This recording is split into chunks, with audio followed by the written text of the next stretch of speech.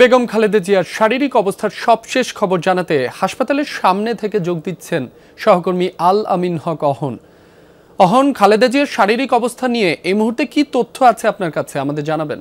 এখন পর্যন্ত নতুন কোনো তথ্য আর হাসপাতাল কর্তৃপক্ষ কিংবা যারা চিকিৎসক আছেন তারা কেউই জানাননি। গতকাল যে তথ্য আমরা বলছিলাম যে খালেদা জিয়া সাড়া দিচ্ছিলেন, অর্থাৎ কিছুটা হলেও উন্নতি হয়েছে সকাল থেকে আমরা বলছিলাম, এখন পর্যন্ত সেই তথ্য আছে। এবং আমি যদি হাসপাতালের সামনের দৃশ্যও দেখাতে চাই, নেতাকর্মীরা বরাবরের মতো ভিড় করছে। সেটি গেল রোববারের থেকে, অর্থাৎ আজকে নবম দিনের মতো হাসপাতালে তিনি ভর্তি। যেদিন ভর্তি হলেন সেদিন থেকে শুধু বিএনপির নেতাকর্মীরাই নন, অন্যান্য যে রাজনৈতিক দলের নেতারাও আছেন তারাও কিন্তু এখানে আসছেন এবং খোঁজ খবর রাখছেন। এবং গতকালও আমরা দেখেছি সরকারের পক্ষ থেকে, রাষ্ট্রপতির পক্ষ থেকেও তার স্বাস্থ্যের খোঁজ নেওয়া হয়েছিল। এবং সবশেষ একেবারেই গণমাধ্যমে রিজভী আহমেদ যে তথ্য জানিয়েছিলেন এই চিকিৎসকদের বরাতে, সেটি বিকালের কথা বলছি আমরা, তারপরে আর কোনো নতুন তথ্য জানানো হয়নি। তারপরেও আমরা নানান অসমর্থিত সূত্রে যা জানতে পারছি সেটা হচ্ছে যে খালেদা জিয়ার যে চিকিৎসা গ্রহণের সক্ষমতা শরীরে সেটি তৈরি হয়েছে। এবং যেহেতু নিউমোনিয়ায় অন্যান্য অর্গানগুলো খুব একটা কাজ করছে না,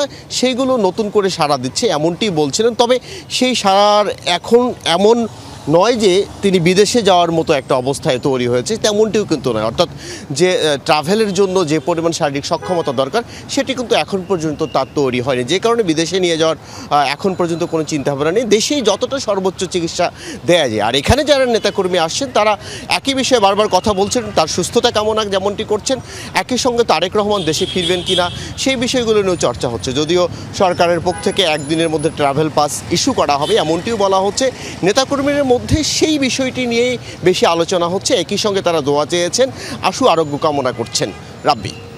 অহন, আপনাকে ধন্যবাদ।